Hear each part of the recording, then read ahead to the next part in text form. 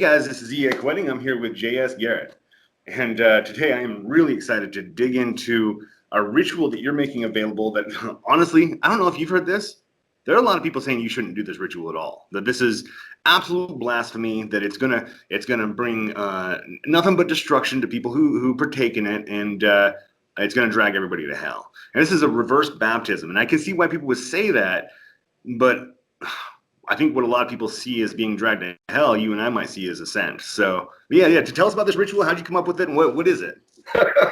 Well, yeah, I mean, first of all, yeah, this is an act of blasphemy for sure. If you, against the Christian faith or any other faith that you are essentially sold into slavery, spiritual slavery, it's liberation from that. So the way I came up with this is it was after I've been doing this professionally for a couple of years. After doing a couple of hundred consultations, I kept hearing the same thing from people over and over and over again. They're like, I really try to immerse myself.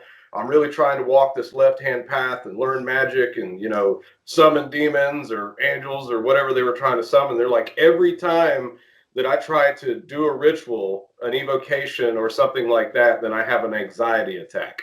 They say I get bombarded with confusion and anxiety, and I just feel like I'm being attacked and I can't think straight. So they'll end up abandoning the entire operation, and never actually doing it. And so, my wife was having the exact same problem. Anytime, I would be like evoking Belial or something. Like when I created this altar, this mirror for Belial, like she couldn't stand to be in the room. She would try, like she would come in and like try to see what I was doing, interact with me, and she was like, "I got to get out of here. I can't take it. The energy's too much, or it's just anxiety." And so, I got to talking to my wife, and she was baptized against her will as a child at like age 7 or some shit. And then whenever she was like 13, they bullied her into doing it again willingly. It was like she had to do this to make her family happy. And so I started asking other people that I would talk to, telling me the same thing, and they had all been baptized. Like that was the common denominator that they all had in common. They were all baptized as children. So then I started researching the reverse, or researching baptism, like actual baptism, like what it is. And it's a ritual. It's the deeding of a child's soul over to the Christian God. It's an occult ritual developed by the Catholic priesthood, which is a pedophile cult, and really the closest thing to a evil satanic cult by their own definition of what that is that has ever existed. So I mean, it's some really dark shit when you get into it. And so I started. Just as a note, real quick, that in itself is one of the crazier things that I think you and I have dealt with as we've just plunged headfirst into darkness is to see this inversion where the things that society thinks is evil is actually good, and the things that society thinks is good is actually the real evil that needs to be stopped. And so what you're saying is that, I mean, well, okay, so with the baptism does bind your soul to it. Now, in the Mormon Church, and I think other faiths might have this as well, that's immediately followed by a possession ritual where they possess you by the Holy Spirit. And then that's going to be the still small voices always whispering in your ear, telling you that you're doing wrong, telling you that you're guilty and shameful and all that. So what have you seen with this success with doing this for people? All right, cool. Yeah. So, I was asking, I was working with Satan and Belial at the time, like, what can I do to free my wife of this spiritual bondage? And it was very simple. It was like reverse the baptism. Like, okay, so I sat there and, kind of went into, a trance state and an evocation to commune with those two entities to kind of put this ritual together and understand how it was going to play out. And so we performed the rite for my wife, and that's the video that everybody's recently seen that we just dropped. That's the actual original ritual, the first time this was done. And going into that, she was a wreck. She was terrified, just riddled with anxiety, shaking. There was when we began the ritual, I believe she was crying a little bit, sheer fear. And by the end of the ritual, she was laughing, like holy shit. Like I mean, it totally liberated her. We essentially, I underwent possession with Belial and then took out 20 milliliters of blood. And then I smeared that blood all over her body. The idea was to coat her in the blood of the adversary. That's hot. yeah, it was hot. It was very sexy for sure. And then I took an eyeliner pen and I drew the sigil of Satan on her chest and spilled the blood of a sacrifice onto that sigil as well during the ritual. And I was essentially asking Satan to possess her and burn away the chains of spiritual bondage, because that's how I viewed it. You know, baptism, it's like they're wrapping chains around your soul that prevent you from ever reaching for any type of personal power. It keeps you on your knees, you know, it keeps you submissive. And so she actually had an experience during that where she felt like she caught on fire. She told me that, like, she was like, it's like it set me on fire from the inside out. And you know, she said it wasn't like excruciatingly painful, it was just really intense, that heat. She felt engulfed in flames, and then afterwards she felt completely freed by it. And so since we've done that, not only does she look different and act different, like she's completely changed, but after that ritual she started doing rites by herself, instead of you know, just doing rites with me or doing things that she was comfortable with, like working with Astarte. You know, she didn't really have an issue with that. It was more Satan and Belial that she had, you know, a lot of trouble working with. And so she started doing evocations with these guys on her own after this ritual. Didn't have any problems whatsoever, and she's really transformed and emerged into one of the baddest sorceresses I've ever known. Like, it's fucking awesome to see this transformation in her. You know, from the sidelines, yeah, it's crazy that all the pieces come together, because from the sidelines, I noticed there was that shift. Like, and I even, like, I think I talked to you about it on a private call where I was like, whoa, like, she's taking off. And this was the trigger point for her real ascent. That's Yeah. amazing. Can you break down the ritual a little bit? Like, what what are the necessary components that you're bringing into this that really give it power? Okay. Well, it starts with an act of blasphemy that is performed by the person who is, you know, having the reverse baptism done on them. And we filmed that as well. You know, what we did, the rite that Barbie constructed for herself, you know, she wrote a declaration of her own independence, basically. She took her childhood Bible that was gifted to her by her grandfather, who had recently passed away, so that was very difficult for her to desecrate that. And what she did is she desecrated the Bible inside and out with pig's blood, because pork is unclean according to that religion. So it seemed very fitting to desecrate a Bible with. And then she hammered the Bible shut with a coffin nail, which we later buried in the graveyard. And then she spoke her declaration of freedom. She burnt a picture of her from her baptism, and you know, burnt the declaration that she wrote as well in a cauldron. And then she immediately laid down on the table, and then I took over as the operator of the ritual. And so, you know, you know, I evoked several like primal entities, what I call like master spirits of animals, you know, different creatures, to bring that real raw primal energy that Satan himself brings. You know, Satan Belial's energy is very primal. And so I actually called Belial, I refer to him as the Lord of Beasts and the Lord of the Earth, you know, which that's a very fitting title based on how I understand him. And so, you know, after doing these preliminary evocations, you know, I kind of went straight into the rites. You know, I covered her in blood, drew the sigils on her. I evoked Belial and asked him to essentially possess her. And then I evoked Satan and asked him to possess her and set fire to her to burn away these chains. And then I completed the ritual by sacrificing a white dove and spilling the blood on the sigil that I'd drawn on her body. And she actually, you know, she actually was describing the sensations that she had at different points during the ritual, like going from crying out of fear in the beginning to laughing out of sheer like being happy, you know, towards the end. It was like once she said whenever Belial and Satan like started to descend upon her, it was the most terrified she'd ever been in her life. You know, she wanted to get off the table and take off running, you know. And, you know, she kept saying to herself, I'm not going to run. I will face this, you know. And once she made contact, or once they made physical contact with her, she said it was like all that fear melted away, all that anxiety melted away, and she just felt pure joy and love and felt completely liberated. And, you know, we didn't sell her soul to Satan, you know, like we didn't like take it from the Christian God and then sell it to Satan. You know, it wasn't an exchange, you know, it was a reclaiming of her soul as her own. You know, Satan didn't want her soul. At least some people argue with you about that, but at least that's what I understand. Is that's not something you really sell. That's something that you need to keep. That's yours. You are your soul. That's your consciousness. All the Christian mythologies from all the different religions, they've got an initial teaching about Satan that there was a committee in heaven. Before the war in heaven, there was a committee. And the committee got together and said, well, we're going to create these people. What should we do? And Satan said, well, obvious. We send them there with free will. They can do whatever they want. And they have full knowledge of who they are and where they're going and what they're doing. And they're going to make the best choices for themselves. Sound like a great idea. Jesus stepped up and said, no.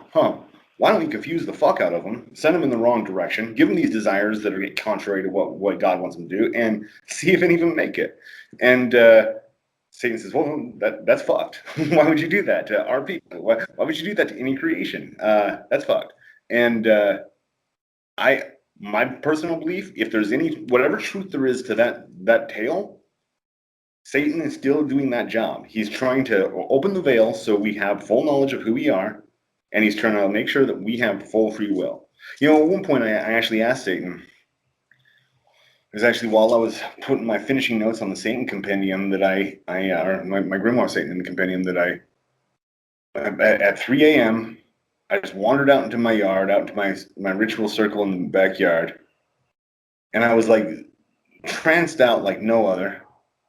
And I started saying a rhyme, like a little poem that just came to me. And the last line of it was something like I offer the blood and life of my child. That came out of my mouth, and I went, whoa! I wanted to like grab those words and bring them back, but it was too late. Satan heard the words, and I don't know where that even came from. And Satan says, "Look, if you want to kill your kid, that's on you. Go do it. I'm not going to stand against you. I'm not going to help you. But makes one thing clear: that is not my will. That's yours." And it was like, oh shit, Satan is not the one that wants souls, nor does he want destruction. It's quite the opposite. And so like you're saying, one question I've got for you is because always you gotta look at what the negative repercussions might be or the unintended consequences. Has that ritual disturbed the energy of your wife and her interactions with her family? Are they Christian? Can they feel that disruption at all?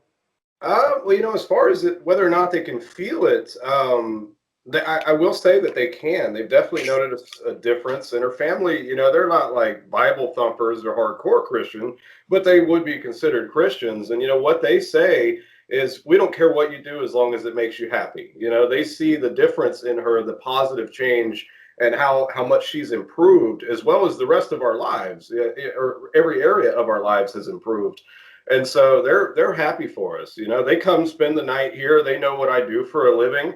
I've got satanic altars all over the house and shit. They're just like, hey, I feel comfortable here. Nothing's bothering me. So, whatever you guys are doing, it's not evil.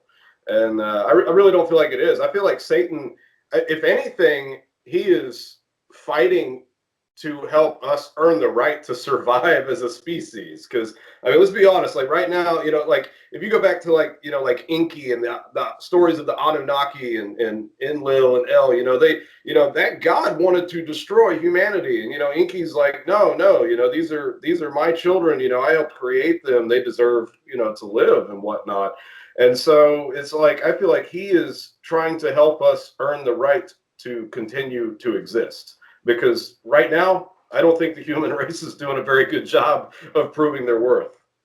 Azazel said something really similar, actually. He said that this is all a game, and they're really hoping that one of us will make it through. And he says, so far, like, if one of you makes it, it'll be a miracle. And if more than one of you makes it, it's off the charts. But one of you fucking get the idea and make it through. And it's like, oh, wow, you don't even know what that means. I do have an idea of what it means for me personally. It's dropping a lot of attachment and really just giving myself over to the current and letting it take me wherever it goes. But yeah, so I would imagine for a ritual like this, so you said you did a dove sacrifice. Are you doing one dove per each client that's signing up for this? And are you going to do this all at once? It sounds like a massive undertaking. Yeah. Okay. So we've had to tailor this to a group ritual that we're doing. We're trying to make this is going to be the cheapest ritual that we've ever dropped and the cheapest one that we ever will drop. And that's, to cover our expenses mainly. It's not, this is really, as far as we're concerned, there's a greater purpose here to what we're doing than making money off this. That's why we want to make it as affordable and available to everyone as possible. And so we'll essentially be doing a mass reverse baptism that was much like the one we did for my wife, but obviously I won't have everybody here in person, so I'll have their information, their names written down, and I'll be making one large sacrifice on behalf of everyone. I'll be taking out 20 milliliters of my blood as well to blood each one of their names as I offer it into the fire. And I've also put an option in the ritual to where they can purchase an additional sacrifice for themselves personally, in which case I'll be sacrificing either white doves or quail, which I have several quail. I have a little quail farm and a little chicken farm. So what's the added value in the individual sacrifice? well, the added value for that is, to offer Satan and Belial a sacrifice on that person's behalf individually to help propel their ascent in the dark arts. I mean, it's everybody will be released from their baptism if this goes the way it should. But there is value in that additional sacrifice, as then, that is like a power source and a fuel source to fuel your ascent down this adversarial path. So I mean, I think people will benefit greatly from just the group rites, but I also think that an individual sacrifice is like giving that a shot of steroids on top of it. So really, the general all-purpose rite, that's going to be good for anybody. I mean, it doesn't matter if you're a black magician or if you just want to go on with life and not be haunted by the religion that trapped you as a child. I mean, like, really, it sounds like the best way to really clear up a lot of the mess that's in your psyche and in your energy and get on with life in the best way. But then there's the added thing, like, yeah, if you don't want to just clear out the shadows, but then you want to take it to the next level and propel towards your ascent, that's where that additional sacrifice. So just because I'm one of these crazy people, can a client purchase like multiple, like 5 sacrifices that you'll do that night and get an ultimate fucking whammy or Yeah, they could. I mean, obviously, I can only do so many sacrifices in one night. So, I mean, if it gets to the point where I run out of quail, then I'll have to, tell people, okay, all right, no, just one. But as of right now, yeah, one person actually has asked to have 2 set aside for them. So I'm going to do my best to accommodate everybody and do this shit right. This is going to be one hell of a masterpiece with the way we're putting it together. And yeah, and it doesn't matter what faith you've been, sold into or baptized into. Your act of blasphemy, we send instructions for that, and we tell everyone to make it yours. Customize it. If you need to do the desecration with the Book of Mormon or with the Quran or any other right hand path religion that essentially insists on your submissive servitude, we're trying to break free of that. And even if they didn't grow up in church and they weren't baptized as a kid, we've still been fucking brainwashed by society and television and everything else. It's all driving the same hit home, which is submissiveness. Anyone who reaches for personal power is destroyed by it. You're not supposed to want power. You're just supposed to fucking, live on your knees and pay your taxes and pray for deliverance that never comes. Something that you said in the Satan initiation rite that you performed for me, it was another group rite that I participated in, like it's been years ago now since you did that.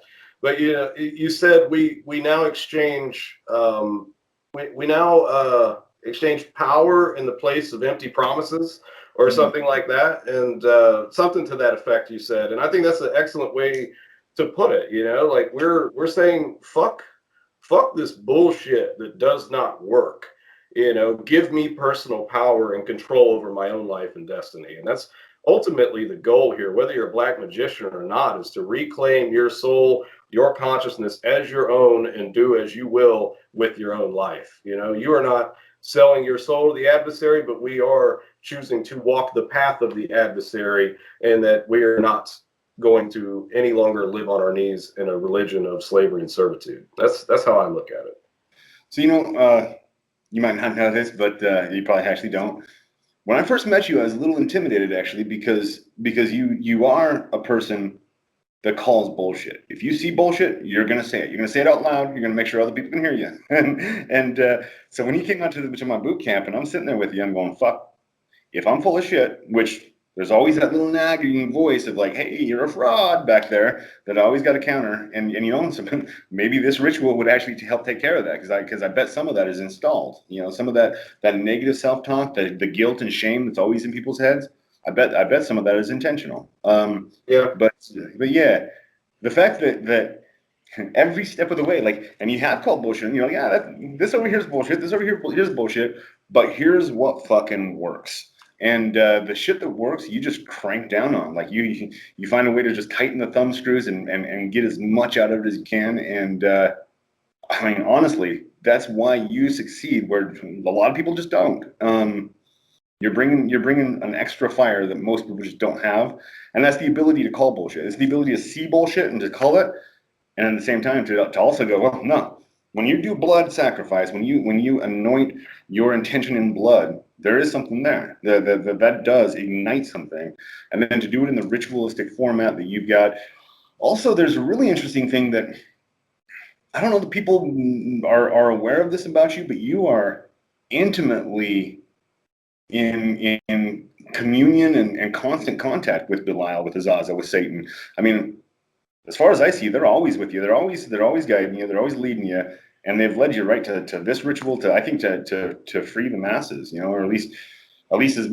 Do you have a cutoff? Do you have a certain number of clients you'll take for this group ritual?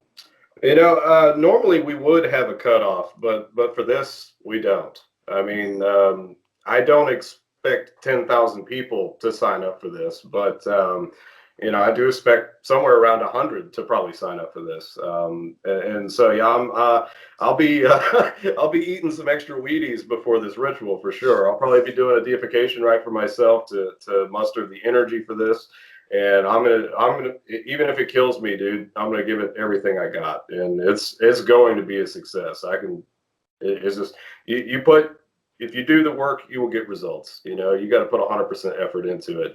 And, as far as what you were saying about when I came out there, like the calling bullshit thing and whatnot. I mean, just for the record, like, you're not full of shit. That's really where everything turned around for me. I've been chasing my tail for a long time until I came across your work, and I actually started getting results, and that's why I'm like, fuck, I have to go meet this dude. And now it's been like, what, 7 years or something since then. And, I'm still thrilled to be working side by side with you, man. It's an honor. Oh, so same here, man. Yeah, like you say, it is. There are so many promises that are made in every scripture out there, and by every God and every prophet, that are just making these just bold-faced lies. I mean, that's all they are. It's just bold-faced lies to keep people enslaved. And like you say, we're here to deliver. We are the ones who can make miracles happen, and uniquely. Like, I think you and I maybe have both been kind of sitting back for our lives, going, well, who's gonna fix all this mess? Turns out we're the motherfuckers to fix it. So at least with what we can. So now, one thing I'm wondering, because I always like to look at like the way to be sneaky with rituals, the way to kind of subvert things. Could you do this? Could this ritual be performed without a person's consent? Like, can you unbaptize somebody, reverse baptize somebody without them saying it's okay? That's a damn good question. And honestly, I don't know, because I haven't tried to do that yet. I mean, I feel like somebody needs to want to be freed of this on some level, but at the same time, like, I've done the deification rite for people that didn't have a clue about it and healed illnesses, and they still don't know that I ever did that. So, I mean, that'd be interesting. That'd be really interesting. I mean, I'm sure a lot of people would call like an ethics foul on that, unbaptizing somebody without their knowledge. But, not really concerned with that. Not really concerned with that. If someone's going to benefit from it, then hey, fucking do it. But yeah, I've not done this for anyone against their or without their knowledge yet. But I would imagine that it's definitely going to release them of the spiritual bondage. Now, they might need to do some work to release themselves from their own psychological shit, but I do think that even if they didn't know about it, this would break that hold on someone's soul. Yeah. It would finally make it possible to break free of it. So yeah. That's spectacular. Now, just real quick before we wrap up, I wanted to kind of run this by you, really as parents, because we're both parents of children, and I think we can both see the massive spiritual abuse that goes on when you baptize somebody into a religion at that age. There's no way you can't even make a choice of what you want to have for dinner when you're 8 years old or whatever, when you're a baby even. Wow. And as far as how as black magicians have, like with my daughter, I've always been open about what I do and inviting her to, you're always welcome to, but not pushing it and letting her come to it on her own. That's kind of how I feel like we ought to be. Like, forcing black magic on your kids is no better than forcing anything else on anybody. Like, really. I mean, do you agree? What are your thoughts on how you raised your kids with your spirituality? Yeah, okay. First of all, I agree with what you just said 100%. Forcing this on them is just as bad as forcing anything else on them religious wise. Like you, I'm very open and honest with my children about what I do. And, I teach them to think for themselves. I teach them, about things like meditation and stuff like that. And I really tell them that, it's a choice that they need to make on their own, which path they walk in life. But I'm also there and willing to teach them anything and everything that I do.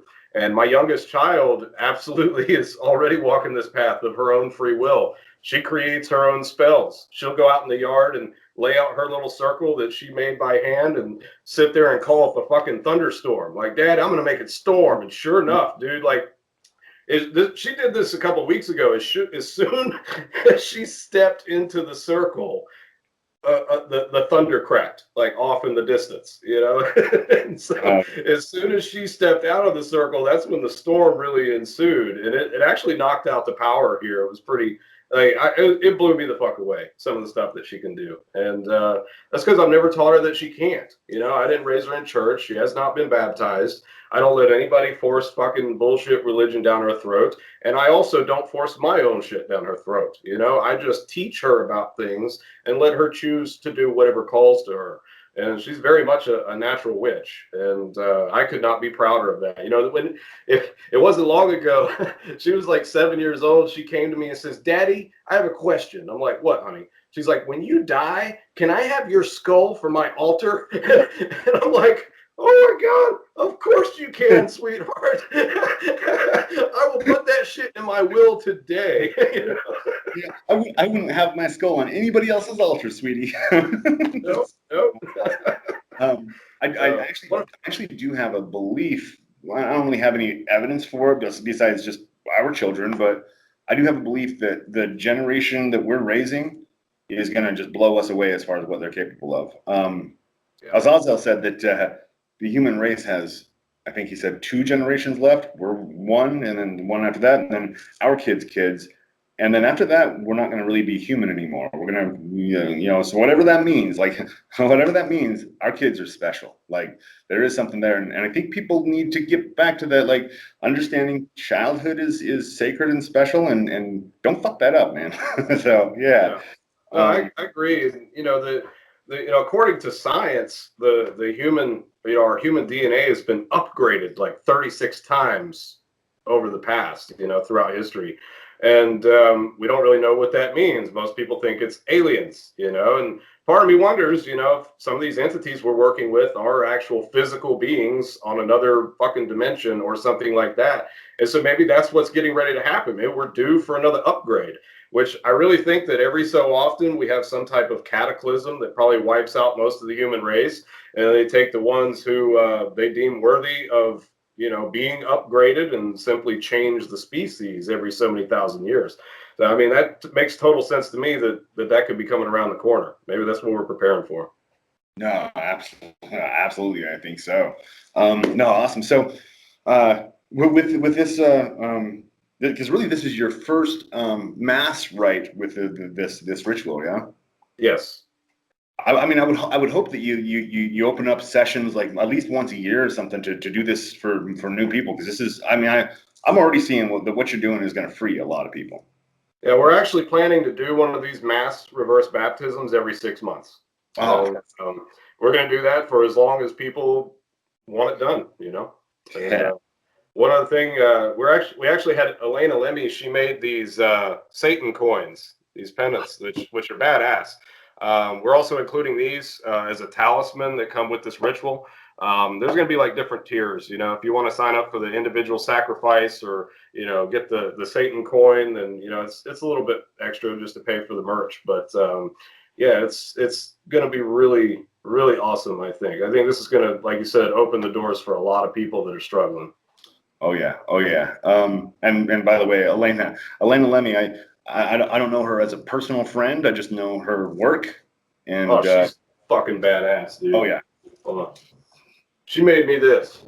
Oh wow, This has whoa. the master key inside it, and that is a pyramid that she made out of resin.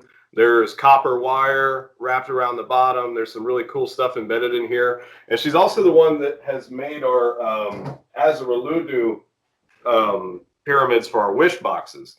Now, this one's a prototype. It's got a piece of gold flake in front of the sigil there, but this is actually a radionic prototype. I've got 2 copper wires protruding from the bottom. The copper wires are coiled up through the base of the pyramid and then wrapped around the pendant of Azraludu in the center of the pyramid, and that's full of gold as well. And so this is going on top of a wish box, and then Doc Mulder's building me a special radionic machine that has 2 electrodes that I can clip onto these copper wires to create something that I think is going to be really, really cool. Oh yeah, oh yeah. No, that's so cool you say that, because like as I've been toying with the wish box that you sent me. Oh dude, it's perfect. Like I actually spent probably 2 or 3 times the amount I could have just bought your box for in just the control mechanisms, just the dials, the actual control interface of that box. But then you start adding orgonite to it, you start adding the radionics components, it just takes it to the next level. So that's a whole other conversation. I can't wait to jump into that with you. But is this first pass of this mass ritual, is this exclusive on Become a Living God, or are you also doing it on your JS Garrett website? We talked with Timothy about that, and we're actually going to offer it on both platforms. So yeah, it because you guys have a massive audience that I don't think would hear about it if we just ran it on our site. And obviously that we have our clients as well. So this is a way to get as many people's attention as possible.